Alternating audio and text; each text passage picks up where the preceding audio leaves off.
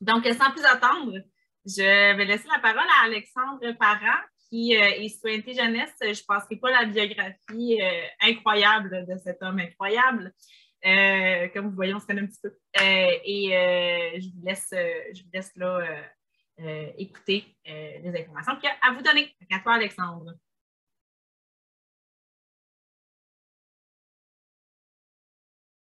Bon, est-ce que vous m'entendez maintenant? Oui, On t'entend. génial.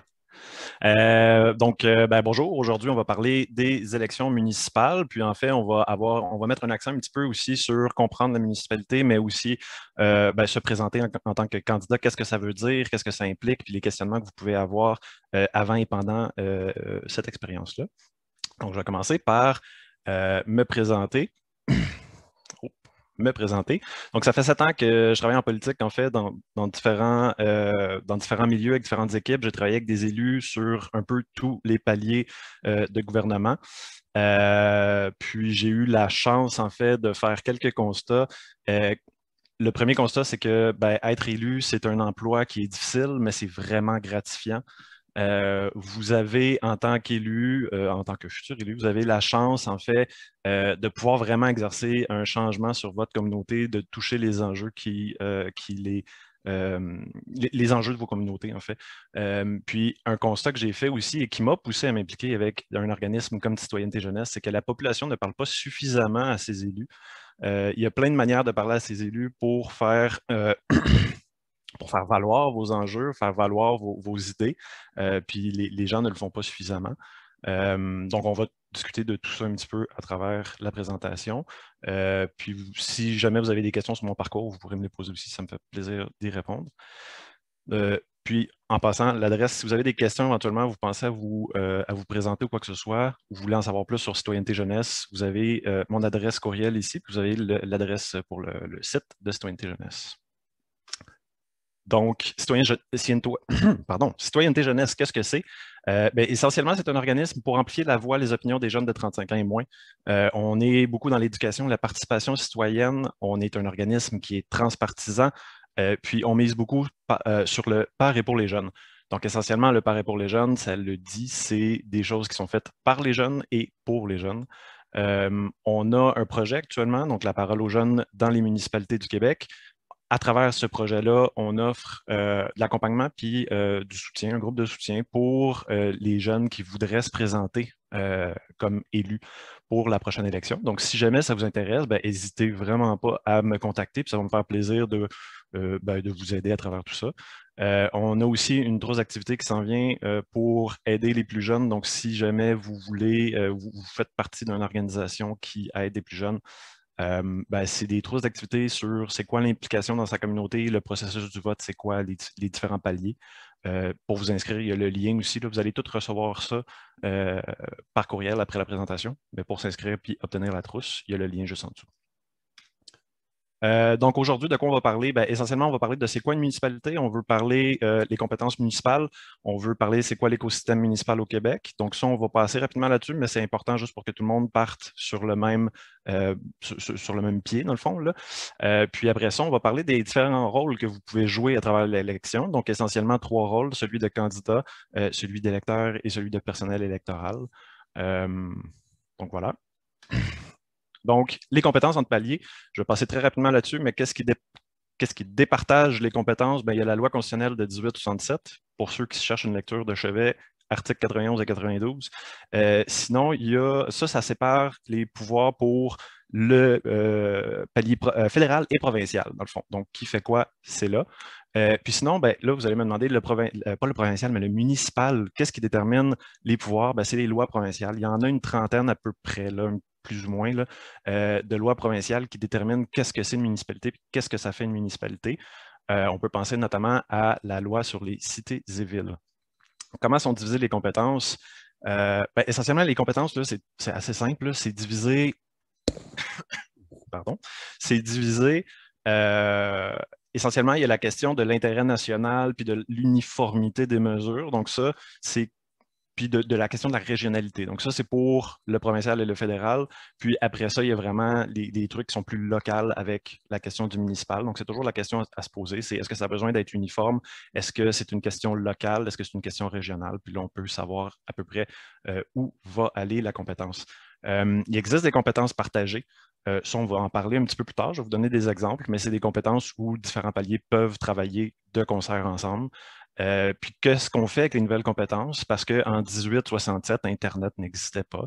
Donc, ces compétences-là qui apparaissent, qu'est-ce qu'on fait? Ben, en général, ces compétences-là vont aller au palier fédéral.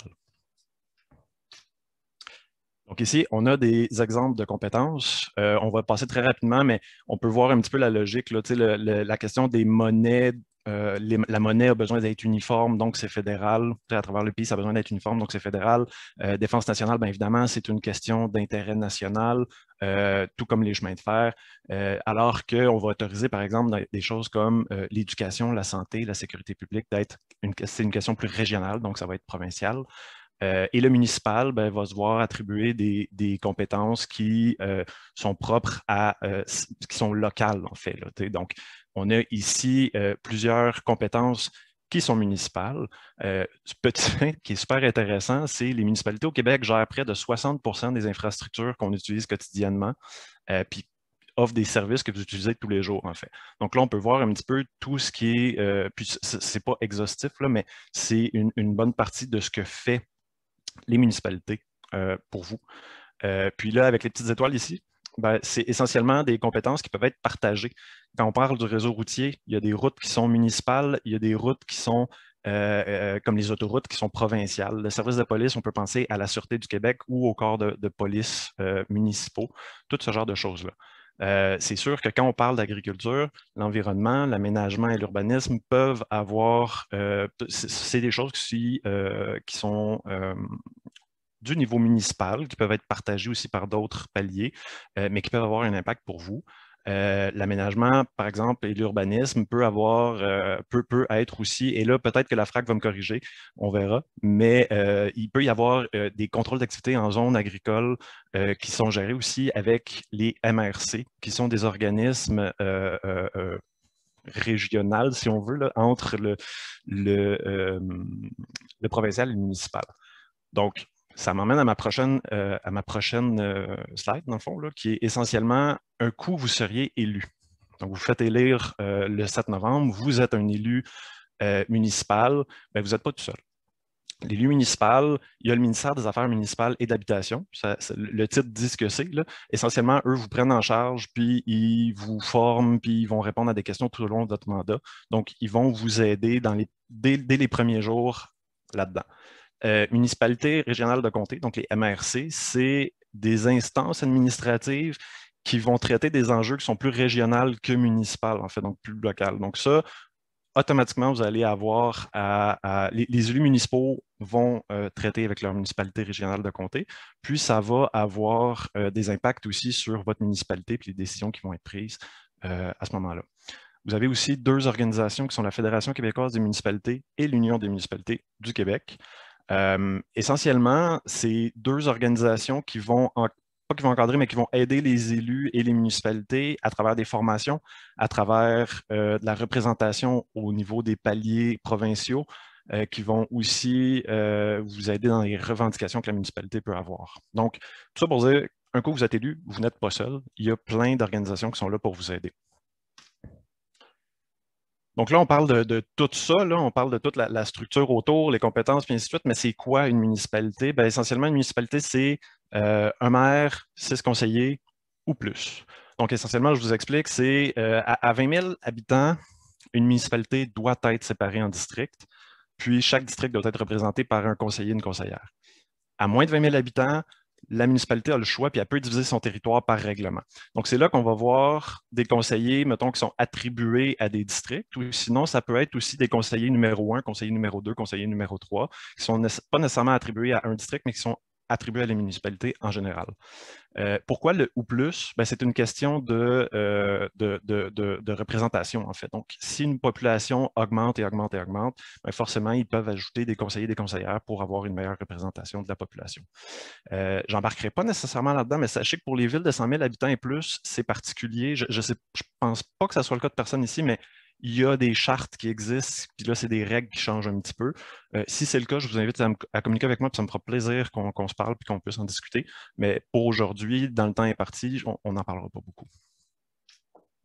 Donc, le rôle d'un, je ne sais pas pour quel poste vous pensez peut-être vous présenter. Le rôle d'un maire, d'une mairesse, ben, c'est le principal représentant de la municipalité. Il préside les assemblées, travaille en collaboration avec les directeurs, directrices générales de la municipalité. Puis ça, c'est un point qui est quand même important dans le sens où vous êtes élu, encore une fois, vous n'êtes pas seul dans la municipalité, il y a une administration, il y a des employés qui sont là pour vous aider dans les tâches qui concernent la ville, dans le fond. Là.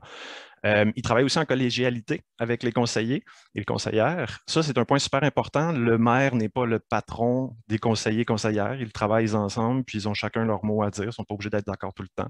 Le maire, la mairesse détient un droit de surveillance, d'investigation et de contrôle sur le fonctionnement des services municipaux, puis est membre du conseil de la MRC dont on a discuté un peu plus tôt. Donc, c'est important à retenir aussi que le maire participe à la prise de décision, mais il n'est pas nécessairement obligé de voter dans tous les moments. Puis il ne possède pas de vote prépondérant, un peu comme je disais. Donc, le conseiller-conseillère, quant à lui et elle, ben, c'est assister aux assemblées du conseil, faire valoir les intérêts des citoyens et citoyennes de la municipalité, éclairer le conseil sur des sujets particuliers, exerce un pouvoir décisionnel sur des séances du conseil municipal, puis peut participer à des commissions, des comités qui sont organisés sur des sujets précis par la municipalité. Lui, contrairement au maire, doit voter sur chaque proposition, sauf en cas de conflit d'intérêts. Puis, ben, dépendant de la situation, il peut remplacer le maire, la mairesse à certaines occasions. Donc ça, c'est le rôle. Ça pour dire, si vous êtes élu, une chose qui est super importante, c'est que c'est pas tout le temps rose, c'est pas tout le temps de la tarte aux pommes. Être un élu, c'est plein de beaux moments gratifiants. On aide vraiment à améliorer la qualité de vie des concitoyens. Il y a des décisions qu'on va prendre qui ont des impacts à moyen, long terme, mais être élu, c'est aussi des heures supplémentaires qui peuvent être variables dépendant des situations. C'est une rémunération qui n'est pas toujours représentative des efforts et du temps.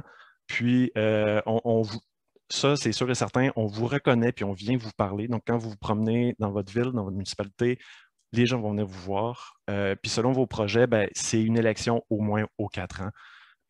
Donc, c'est tout le temps quelque chose qui est à refaire. Donc, c'est aussi à considérer dans votre réflexion. Donc, on le disait tantôt, il y a 3 rôles dont on va parler. On va surtout s'attarder sur le rôle de candidat-candidate, mais c'est donc candidat, électeur et personnel électoral. C'est vraiment les 3 rôles que vous pouvez jouer pour l'élection municipale à venir. Donc, la première question, si vous voulez vous présenter, c'est est-ce que vous êtes éligible? Parce que déjà là, ça pourrait s'arrêter assez rapidement si vous ne l'êtes pas. Donc, essentiellement, c'est avoir le droit d'être inscrit sur la liste électorale de la municipalité, résider de façon continue ou non sur le territoire de la municipalité depuis au moins les 12 derniers mois avant le 1er septembre 2021. Le ou non, je vous ai donné un exemple, c'est un chalet. Si vous avez un chalet, techniquement, vous pourriez vous présenter sur le territoire, mais en autant que vous respectez les autres conditions. Et ne pas être inéligible selon les motifs prévus par la loi sur les élections et référendums dans les municipalités. Donc, si on parle de fonctions professionnelles, non-production de rapports financiers, de cumul de fonctions d'élus, quand on parle de ça, c'est vraiment des choses qui sont liées aux élections. Donc, non-production de rapports financiers, de dettes contractées ou des inhabilités. On parle vraiment de choses qui sont liées à une élection que vous auriez pu avoir précédemment, dans le fond, que vous auriez pu faire précédemment dans une autre élection. Donc, contracter des dettes dans la dernière élection municipale, vous ne l'avez pas remboursé, ça pourrait vous causer des problèmes à ce niveau-là. Vous pensez à vous lancer, il y a une personne qu'il faut contacter absolument, puis vous allez en entendre parler pendant toute la présentation, c'est le ou la présidente des élections de votre municipalité pour vous renseigner sur les différentes étapes. La raison est assez simple, c'est qu'au niveau des municipalités, il y a il y a, en 2021, le MAMACH, donc le ministère des Affaires municipales, recensait 1131 municipalités au Québec. Ben, il y a 1131 réalités municipales au Québec. Puis c'est le ou la présidente des élections qui va être capable de vous donner l'heure juste sur la réalité de votre municipalité. On va en parler un petit peu plus loin, mais les dates pour aller voter, les autorisations que vous allez avoir besoin aussi pour vous présenter, tout ça, c'est toute cette personne-là qui va être capable de vous donner l'information l'heure juste sur ça. Donc, votre dossier de candidature complet doit être déposé le 17 décembre, ben, entre le 17 décembre et le 1er octobre 2021. Il faut s'y prendre d'avance pour avoir tout ce qui est nécessaire. Donc, essentiellement, pardonnez-moi, essentiellement, tout ce qui est nécessaire, encore une fois, référez-vous à présidente des élections. C'est lui ou elle qui va être capable de vous donner l'heure juste. Il y a un nombre de signatures qui va en fonction aussi du nombre d'habitants, d'habitantes de votre municipalité qu'il va falloir avoir. Il y a des documents à remplir, des autorisations demandées, ainsi de suite, ainsi de suite. Puis, une chose qui est super importante, c'est n'oubliez pas qu'il y a des élections aux 4 ans ou moins, s'il y a des élections partielles. Si pour 2021, vous n'avez pas le temps, parce que soit que vous n'avez pas le temps de remplir votre dossier à temps pour le 1er octobre, puisque vous n'êtes pas en retard en ce moment là, avec le 25 août, là, mais advenant le cas où dans votre vie personnelle, il y a plein de choses qui se passent puis que vous n'avez pas le temps de remplir ça ou que c'est quelque chose d'autre, ben, il va y avoir une autre élection. Gardez en tête que vous pouvez vous impliquer dans votre communauté, vous faire connaître, puis vous lancer à la prochaine élection aussi. C'est une possibilité. Donc, les premières questions que vous devriez vous poser, en fait, en tant que personne qui songe à être candidat ou candidate, c'est est-ce que pour moi, c'est le bon moment? Parce que dans votre vie, je l'ai dit un petit peu plus tôt, c'est dans votre vie, il peut se passer plein d'affaires. Est-ce que c'est le bon moment? Parce que c'est le genre de choses qu'une élection, déjà à la base, c'est demandant. Être un élu, c'est une charge de travail de plus. Il faut calculer ça aussi pour ne pas faire plein de choses puis toutes les faire à moitié. Donc, ça c'est une question qui est super importante à vous poser en premier lieu. Peut-être que vous savez, peut-être que vous ne savez pas, mais c'est qui les autres candidats qui se présentent aussi? Ça peut influencer votre réflexion par rapport à est-ce que c'est le bon moment pour moi de présenter ma candidature? Est-ce que je veux aller contre cette personne-là? C'est quoi les idées? Toute cette réflexion-là autour des autres candidats est importante aussi. Puis une autre question, c'est comment vous vous présentez en fait? Donc, est-ce que vous voulez vous présenter en tant qu'indépendant ou indépendante ou au sein d'une équipe ou d'un parti? La forme la plus fréquente au Québec, c'est de se présenter en tant qu'indépendant. Il y a 1131 municipalités au Québec, puis chaque municipalité a minimalement un maire, une mairesse, puis 6 conseillers, conseillères. Ça fait vraiment beaucoup de monde. Puis c'est vraiment la forme là, la plus fréquente. Vous pouvez vous mettre au sein d'une équipe ou d'un parti. La différence entre les deux, essentiellement, c'est une équipe, c'est plein de candidats indépendants. Je vous fais un gros résumé, là, mais c'est essentiellement plein de candidats indépendants qui vont se grouper ensemble pour former une équipe. Ils partagent des valeurs, ils partagent un projet, une vision, mais c'est tous des candidats indépendants autorisés. Puis l'équipe a été autorisée aussi par le ou la présidente des élections de la municipalité. Mais ça se limite à ça. Alors que le parti, lui, c'est pour les municipalités qui sont au-dessus de 5 000 habitants. Puis c'est vraiment quelque chose qui est plus structuré, en fait. Donc, on parle en termes de financement, on parle en termes d'aide, de ressources. C'est beaucoup plus structuré qu'une équipe. Donc, voilà. Donc, c'est quand même une des questions que vous avez à vous poser de c'est quoi la forme que vous voulez que votre candidature prenne. Puis, ben, évidemment, il y a aussi la question de est-ce que je pourrais être élu par acclamation? Être élu par acclamation, essentiellement, ça, c'est le moment où, ben, le 1er octobre, à la date limite, s'il n'y a pas personne d'autre qui s'est présenté contre vous ou au poste que vous vous présentez, ben, vous êtes élu par acclamation parce qu'il n'y a personne d'autre, en fait. Donc, c'est vous qui gagnez de facto. Les communications de campagne, je vais vous en parler un petit peu. C'est plein de questions à se poser. Il y a trois choses, il y a trois parties là, dans les communications de campagne. C'est vous, c'est vos adversaires, puis c'est votre communauté. Donc, c'est les questions entourant ça qu'il faut vous poser. Essentiellement, là, si vous vous présentez, ben, pourquoi vous vous présentez? Tu sais, là, j'ai dit quelle est votre histoire, là, mais c'est essentiellement pourquoi vous présentez? C'est quoi l'enjeu qui fait que vous dites hey, moi, il faut que je me présente, puis il faut que j'aille, faut que je sois élu, dans le fond. C'est quoi que vous voulez mettre de l'avant pour votre communauté? C'est quoi votre vision? C'est quoi votre projet? Donc, c'est des choses comme ça auxquelles il faut que vous pensiez, puis que vous preniez le temps aussi d'évaluer, dans le fond, là, est-ce que votre communauté a besoin de ça? Prenez le temps aussi de faire vos forces, les opportunités, vos faiblesses. La question, c'est pas nécessairement, puis tu sais, ici, je veux juste être clair, c'est pas de vous dire vous avez trop de faiblesses, présentez-vous pas, c'est pas ça du tout. La question, c'est vous avez vos forces, vous avez vos faiblesses, comme tout le monde qui vont se présenter, puis c'est juste qu'il faut que vous en soyez conscient pour que, au final, ben, vous puissiez les utiliser de la bonne façon pendant la campagne électorale. Les autres questions, ben, c'est aussi, est-ce que vous connaissez vos adversaires, en fait? Donc, c'est qui vos adversaires? Comment est-ce qu'ils sont perçus par la population? Eux aussi, ils ont leurs forces, ils ont leurs faiblesses. Donc, c'est super important de le savoir, ça aussi.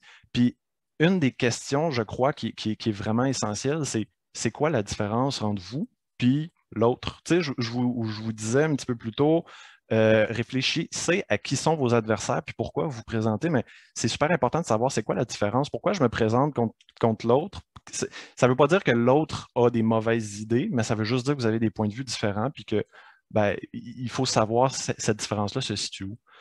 Puis la question aussi, c'est par rapport à votre communauté. C'est quoi les grands enjeux de votre communauté, en fait? On parlait de votre histoire, là, vous vous présentez pour quelque chose, mais il faut que vous connaissiez les enjeux qui sont d'actualité dans votre communauté. Puis il faut savoir aussi qu'est-ce qui a changé depuis 2017. 2017 étant la dernière élection municipale, là, l'idée, c'est vraiment de se dire qu'est-ce qui a changé depuis ce moment-là, puis qu'est-ce qui fait en sorte que les enjeux sont différents, puis que moi, je veux m'impliquer plus qu'en 2017, par exemple. Puis en fait, ben, c'est aussi de savoir un petit peu les citoyens de la municipalité, qu'est-ce qu'ils appuient, qu'est-ce qu'ils rejettent. Grosso modo, là, ces questions-là, c'est vraiment connaissez votre municipalité puis commencez à vous renseigner sur toutes ces choses-là, dans le fond.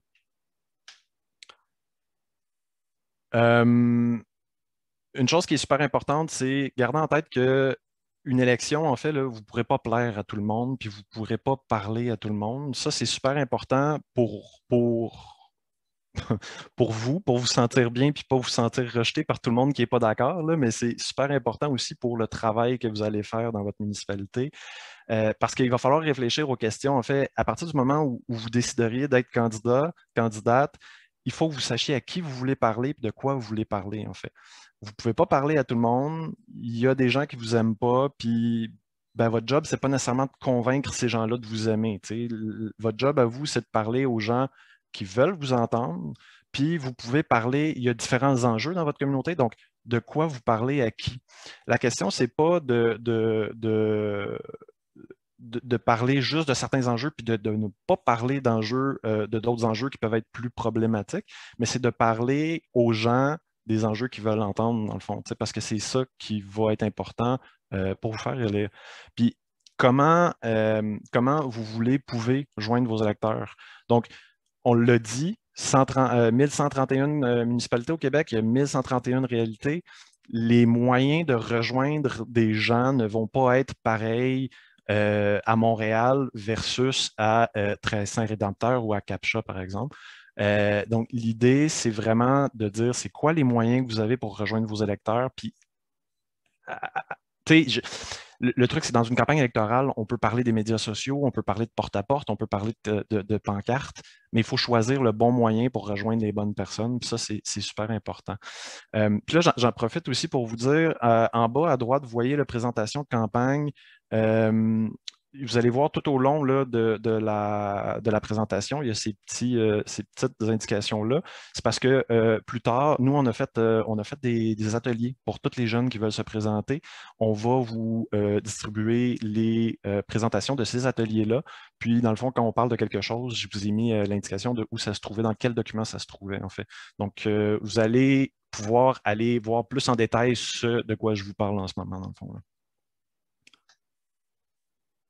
Il y a différents acteurs pour une campagne, puis dans le fond, c'est juste qu'il faut vraiment connaître. Là, c'est une question de quel type de campagne vous voulez faire, puis de savoir aussi un petit peu votre municipalité. Là, il y a les différents acteurs, essentiellement, là, je vous en parle depuis le début, président des élections, c'est la personne pour vos démarches à contacter. Donc, c'est vraiment cette personne-là qui va être capable de vous donner tous les renseignements qui sont vraiment propres à votre municipalité par rapport aux démarches que vous devez faire. Puis il y a Élections Québec. Élections Québec va être impliqué dans votre campagne par les rapports que vous allez avoir besoin de faire.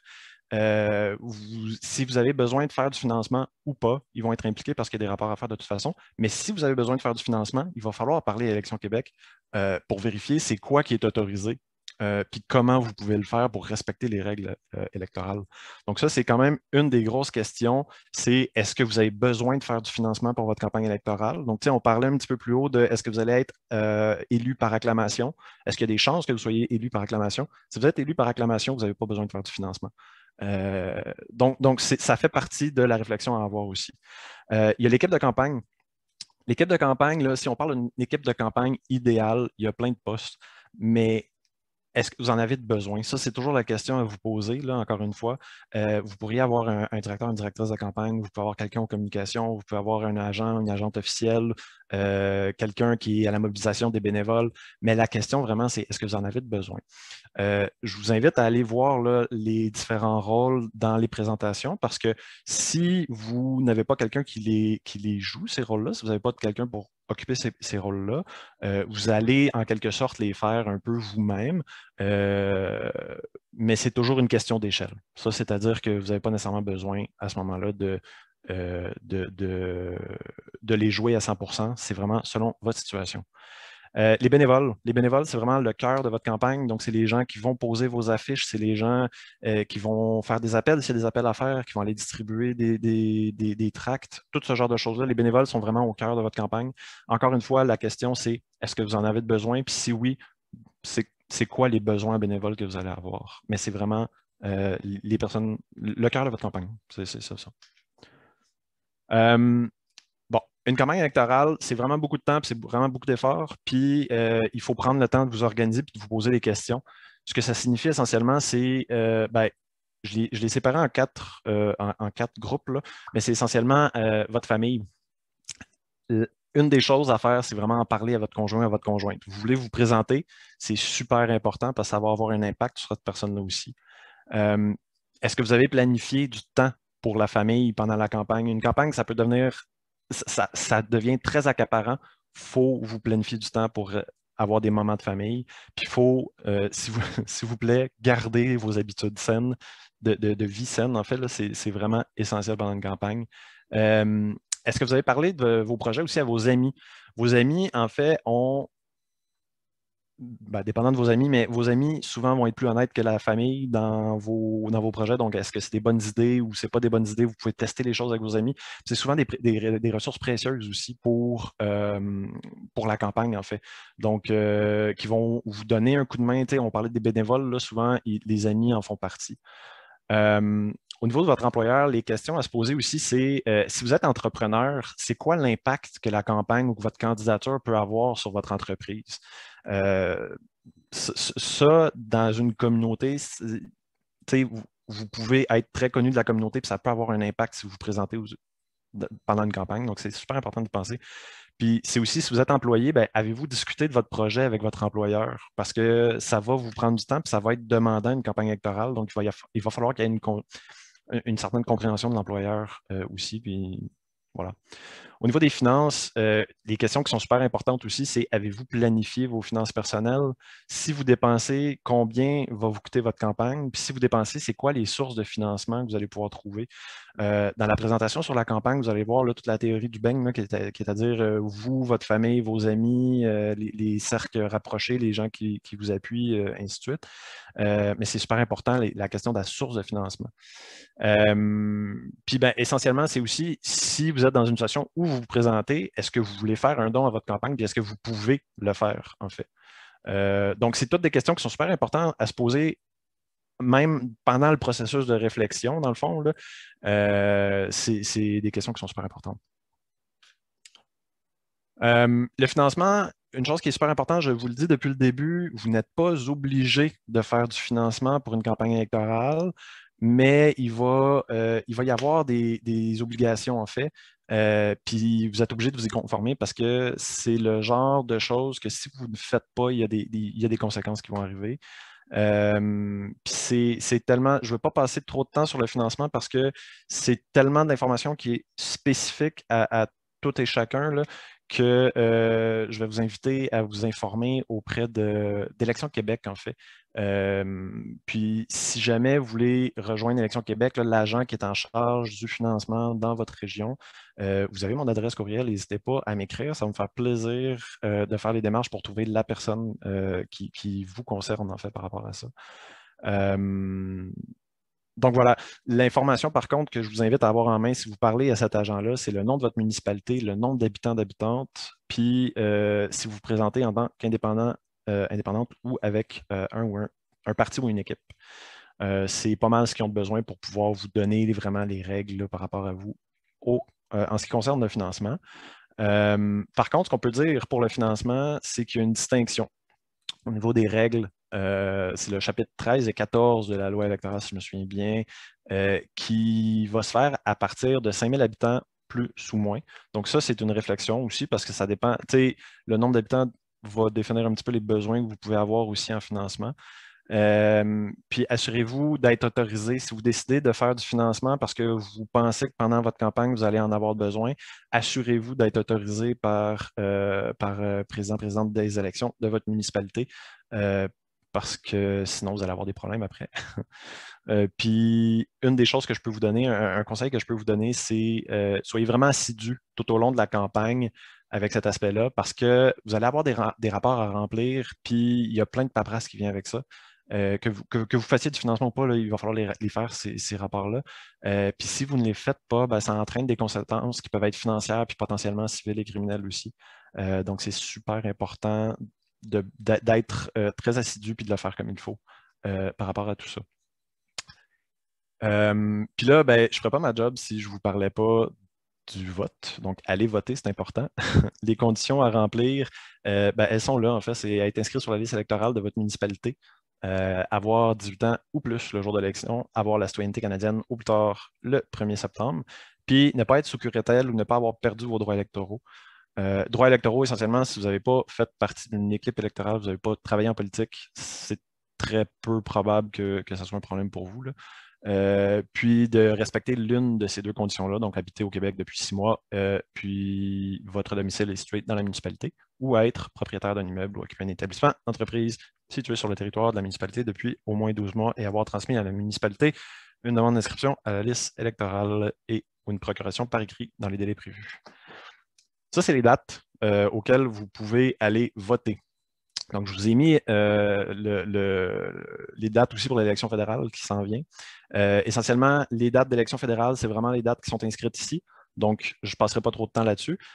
Mais au niveau de l'élection municipale, vous voyez en fait les deux dates certaines à laquelle vous et vos électeurs, si vous vous présentez, peuvent aller voter. C'est le 7 novembre et le 31 octobre.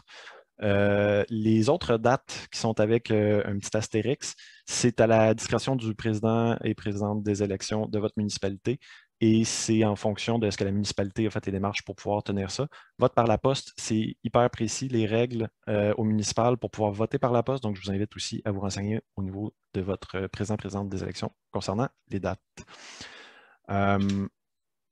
Puis, advenant le cas où vous décidez de ne pas vous présenter cette année, mais d'attendre à la prochaine élection, n'hésitez pas à parler à vos élus. Je vous disais que un des constats que j'avais fait, c'est que des gens ne parlaient pas suffisamment à leurs élus.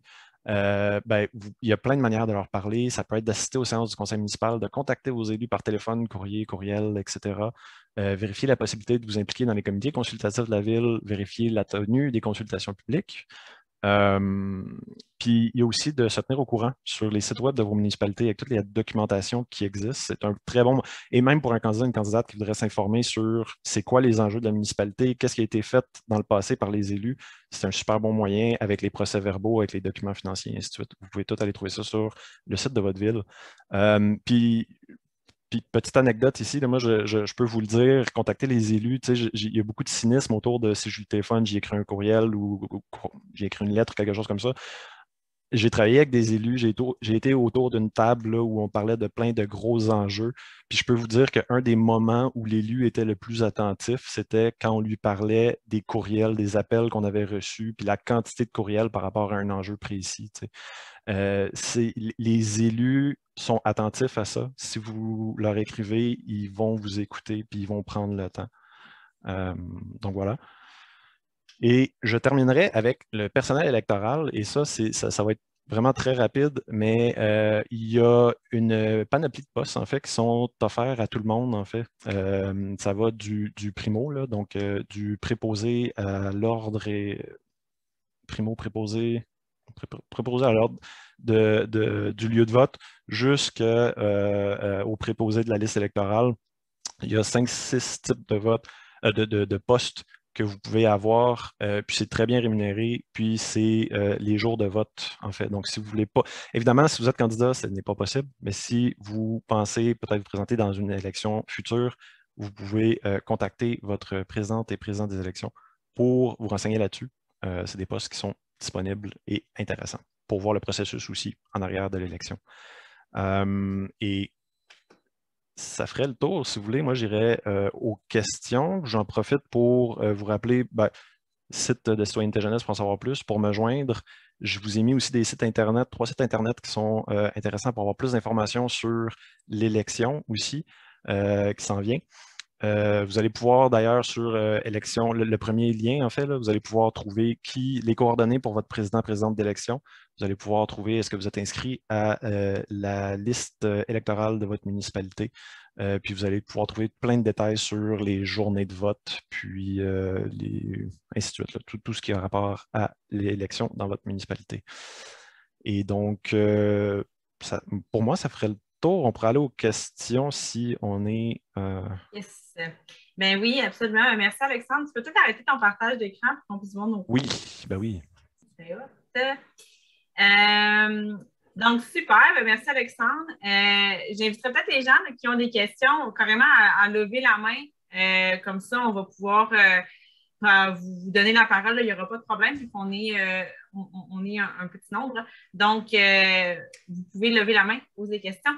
Je peux danser en attendant, mais sinon, j'ai une petite question pour toi, Alexandre. Est-ce que c'est obligatoire d'être un élu à temps plein?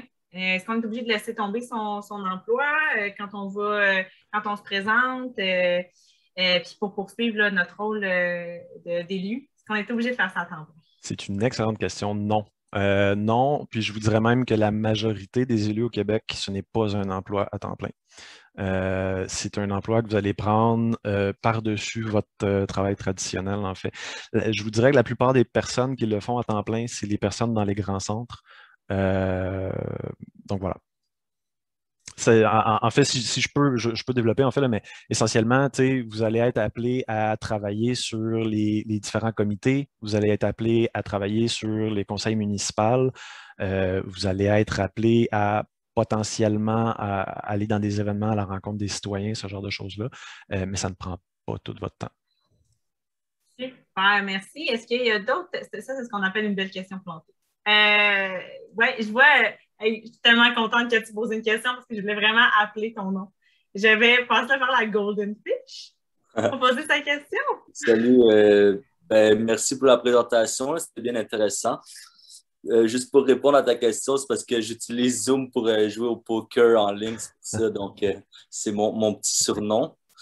Puis ma conjointe est bien découragée parce qu'elle est comme préenregistrée. Mais pour en revenir au sujet des élections, ouais, moi, je me présente comme conseiller au cas ici. Là, je fais déjà partie d'une équipe puis tout ça.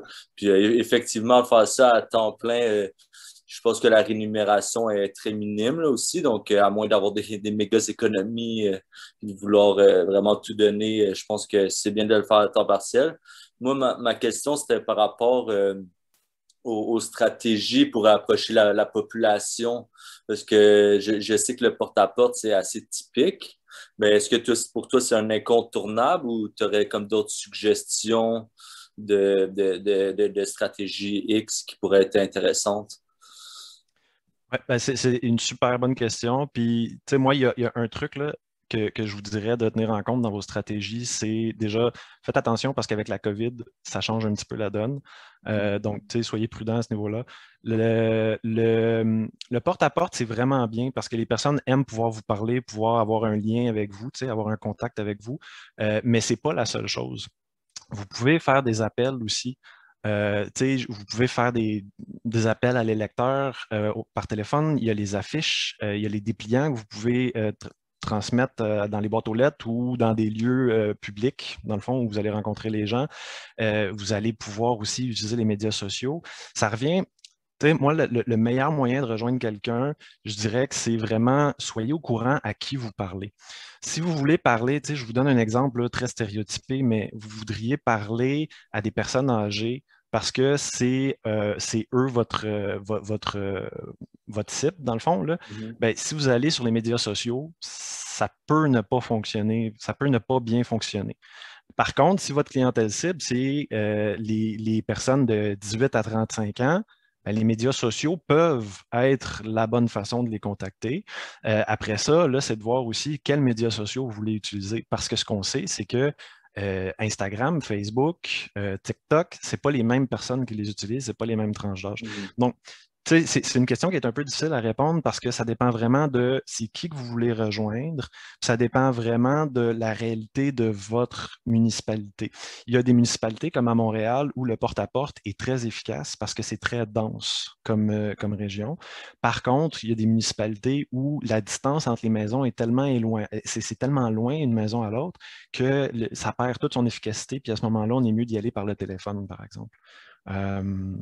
C'est un petit peu le cas ici à Oka. Ce n'est pas encore défini le district que je vais me présenter. Là, la chef de parti, la mairesse, on a encore de voir si je vais plus sur la rive ou dans la partie agricole. Donc, évidemment, la partie agricole, c'est plus distancé. Donc, comme vous dites, c'est un peu plus difficile de le faire efficacement de cette manière-là, mais on a un bénévole qui a tout rentré les numéros de téléphone sur une banque de données. Fait que ça, c'est ça.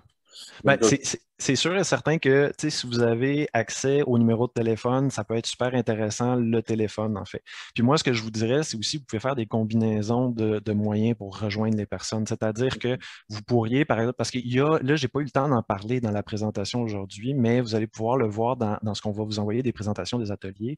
Il y a des moyens de, quand vous parlez au téléphone, de noter, si on veut, on appelle ça pointer, faire du pointage. Ouais, moyen de dire cette personne-là est, d'habitude, c'est une échelle de 1 à 4, puis il y a moyen de dire cette personne-là est un adversaire, donc c'est un 4, ou cette personne-là est un sympathisant, c'est un 1, indifférent, ainsi de suite. Quand vous faites des appels téléphoniques, il y a moyen de pointer les gens de cette manière-là. Puis après ça, le porte-à-porte peut devenir intéressant dans le sens où vous allez voir les personnes qui vous appuient ou les personnes qui vous appuient, mais qui ont encore des hésitations. Puis là, vous allez discuter avec ces personnes-là. Donc là, vous pouvez jumeler ces moyens-là, puis là, ça devient plus efficace dans votre façon de faire. Mais c'est toujours en fonction de votre réalité géographique, régionale, municipale, puis de votre campagne, puis des buts que vous voulez atteindre à travers de ce que j'ai compris aussi par rapport au pointage, c'est que lors dans le fond, c'est de cibler les gens qui sont qui nous appuient. Puis, de ce que j'ai compris, la journée de l'élection, cette fiche-là de pointage, elle permet aussi, parce que je pense que c'est à chaque heure ou des moments dans la journée, on peut savoir qui est allé voter. Donc, après, c'est de voir les gens qu'on a ciblés qui sont potentiellement des voteurs du parti, c'est de les appeler puis de leur dire OK, comment est-ce qu'on peut vous aider? C'est vraiment de faire sortir le vote, en gros. C'est ça, exactement. Ça s'appelle la sortie de vote. Puis essentiellement, ça, c'est vraiment ça. C'est de dire tout au long de la campagne, votre travail à vous, essentiellement, c'est d'être capable de parler aux gens, puis d'être capable de voir les gens, est-ce qu'ils vous appuient. Puis ça peut paraître un petit peu contre-intuitif, hein, mais le but n'est pas de convaincre les gens qui ne sont pas d'accord avec vous, mais c'est vraiment d'y aller avec les gens qui ont un intérêt envers ce que vous dites. Puis l'idée, c'est le jour du vote, vous avez une liste de personnes qui vous appuient, puis les appeler. C'est aux heures, normalement, qui vous donne la liste de qui est allé voter. Aux heures. Aux heures. Okay. Je sais qu'au niveau du fédéral, du provincial, pour la fin de la journée, il y a une discussion entre les parties aussi pour dire est-ce qu'on veut avoir la liste aux demi-heures ou aux heures. Je ne sais pas au municipal s'ils le font par contre. Mais effectivement, mais après ça, la communication, ça vous appartient. Puis c'est vraiment d'où l'importance de cibler, de réfléchir à qui vous voulez parler et des enjeux dont vous voulez parler, parce que ça va être vraiment central tout au long de votre campagne. Okay, je vais laisser la chance à quelqu'un d'autre de poser une question. J'en aurais juste peut-être une dernière. C'est dans le fond, lors de l'élection, dans le fond, la personne qui vote, elle vote pour le maire et pour le conseiller de son district. Elle ne va pas voter pour tous les 6 conseillers ou c'est vraiment, tu rentres 2 noms sur la fiche de vote, c'est ça? Oui. OK, super. C'est ça. Oui, parce qu'essentiellement, ce qui arrive, c'est un peu le principe du bureau de vote. Hein. Dans le fond, il y a un lieu de vote. Puis quand on arrive, on est assigné à un bureau de vote. Okay. Le bureau de vote, chaque urne est un bureau de vote en soi. Puis essentiellement, quand vous arrivez, vous avez votre carte d'électeur, dans le fond. Donc, vous allez voter, vous allez avoir le numéro de votre bureau de vote. Ils vont vous indiquer où c'est. Puis en votant, les bulletins sont faits en conséquence là, de chacun des districts. Donc c'est vraiment de cibler l'effort dans son district, pas de viser la municipalité, d'aller faire des votes populaires, malgré que les gens peuvent faire du bouche à oreille. Oui, c'est ça. C'est toujours dépendant aussi du poste que vous voulez. Si là, vous, dans votre cas, c'est conseiller, donc forcément, c'est de se concentrer sur le district. Mais vous voudriez être maire, par exemple, là, c'est de se concentrer sur la municipalité. OK, merci. Plaisir. Merci beaucoup pour la question. C'est super intéressant. N'hésitez pas là, si vous avez des questions, surtout si vous vous présentez. Si je peux juste rajouter quelque chose, Golden Fish a dit quelque chose d'intéressant au début, en fait, c'était par rapport au fait de la rémunération. Je sais qu'en ce moment, il y a des représentations de la FQM et potentiellement aussi de l'UMQ au niveau du provincial par rapport à cet enjeu-là, parce que l'enjeu, en fait, c'est que les salaires sont assez bas pour les municipalités, puis il y a un petit peu ce problème-là que c'est les élus qui votent pour leur salaire. Donc, il y a cette apparence de conflit d'intérêts-là qui est problématique, mais sachez qu'il y a des représentations de l'UMQ, FQM sur cet enjeu-là au niveau du gouvernement provincial. Mais je pense que pour chacun aussi, c'est intéressant, même si on ne fait pas ça pour l'argent, de s'informer aux membres du parti. Ben, j'imagine que ça varie d'une municipalité à l'autre, mais comme ça vous donne une idée au moins du temps que vous pouvez investir sur votre emploi principal. Soit, moi, c'est sûr, je suis dans l'agriculture, il y en a sûrement parmi vous aussi beaucoup, mais c'est de voir le temps que vous avez pour votre application par rapport à votre entreprise personnelle. Fait que c'est quand même assez intéressant, même si on ne fait pas ça pour l'argent, de se donner une petite idée pour que ça soit réaliste. Puis, comme tu disais dans ta présentation, d'être sûr de pouvoir le faire à fond, de ne pas faire les choses à moitié non plus. Oui. C'est ça. Super. On a encore du temps pour des questions. S'il y en a qui ont des questions pour Alexandre. Sinon, je peux encore planter une question ou demander à Audrey de chanter. Non, OK. C'est pas une opinion populaire, je pense. Donc, voilà. Est-ce qu'il y a des gens qui ont des questions? Est-ce qu'il y a des gens qui pensent se présenter? Peut-être y aller avec la réaction, lever la main. Ça vous tente de vous identifier, savoir si c'est des gens qui vont se présenter et qui voulaient vous parler un peu. Oh, on a Seth Dumas qui va se présenter. Et puis, j'aimerais ça. Ton nom, c'est quoi, Golden Fish? Ton vrai nom, c'est quoi? Le micro est fermé. Philippe Aubin-Steban, je suis-tu bloqué? Ou? Oui, non, c'est beau, Aubin-Steban. C'est beau, c'est parce que je ne peux pas t'appeler Golden Fish pour le reste de ta vie. Ça va être un peu triste. Donc voilà. C'est super, il y a plein de gens ici qui pensent se présenter. Évidemment, si vous avez besoin de ressources, je pense qu'Alexandre est toujours disponible. Ils ont un programme aussi à Citoyenneté Jeunesse là, pour vous appuyer, vous épauler, faire du mentorat. Donc, je fais un shameless plug pour toi, Alexandre. Donc, voilà. Y a-t-il d'autres gens qui ont des questions?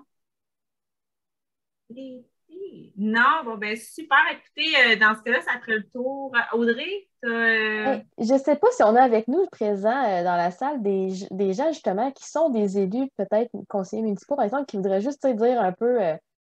je ne sais pas s'ils voudraient partager un peu justement leur niveau d'implication versus la ferme, comment ça se marie eux autres dans leur vie.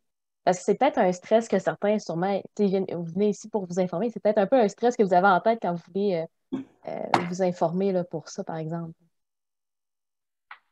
Peut-être en déjeuner un ou deux, là, j'espère. Mhm. Je sais entre autres qu'il y a Marc-Antoine et Philippe, là. Je ne sais pas si vous voulez dire 2 mots, peut-être que vous êtes tous entendus. Marc-Antoine, vas-y donc. Oui, je suis là. Dans le fond, moi, c'est une petite municipalité, là. On est environ 850 habitants. Fait que, tu sais, on n'a pas des gros enjeux. Donc, le temps qu'on y consacre qui n'est pas tellement élevé, là. Normalement, il y a une rencontre préparatoire à chaque mois, plus la séance de conseil. Puis, dépendamment des comités qu'on prend au travers de tout ça, ça en ajoute, là. Mais je dirais en moyenne, je sais pas, disons que une rencontre, c'est 3 heures, 6 heures, peut-être une dizaine d'heures par mois, là. En moyenne. Ça peut des fois plus, des fois moins, là. Mais c'est quelque chose qui n'est pas si prenant que ça. Puis j'imagine que la plupart des petites municipalités comme la nôtre, là, les séances de conseil et tout ça sont le soir, là, parce que évidemment, tout le monde travaille. Il n'y a pas personne qui gagne sa vie avec un salaire d'une municipalité de 800 habitants. Ouais, merci, Marc. Philippe, tu veux-tu dire un petit 2-3 mots? Ou... Ben moi, j'ai pas de ferme à m'occuper, fait que ça me prend pas trop de mon temps, là. Fait que ça, je jongle bien avec ça. Super, merci. Bon, ben super. Je pense que ça va faire le tour. Merci beaucoup à tout le monde. Sachez évidemment là, que tout va être disponible là, sur votre plateforme membre. Et puis, comme nous a dit Alexandre, là, les informations vont vous être envoyées aussi là, par courriel. Je suis pas j'ai pas devant les yeux le prochain Midi Flash Pack, il est quand, mais je sais que c'est le dernier de l'été. Le prochain, en fait, va être en novembre. Donc, on va vous confirmer la date dans les prochains mois et ça va être avec un intervenant de chez Desjardins. On va vous confirmer aussi le sujet qui va être abordé. Ça va être au niveau de l'entrepreneuriat. Pour vous permettre de passer les élections pour continuer avec votre entreprise, pour vous préparer pour la prochaine année. Super. Merci beaucoup, Audrey. Donc, merci encore. Si vous avez des questions, vous pouvez toujours nous communiquer l'équipe de la FRAC. Et puis, il y a les coordonnées aussi d'Alexandre qui va nous faire un plaisir. Donc, merci beaucoup, tout le monde.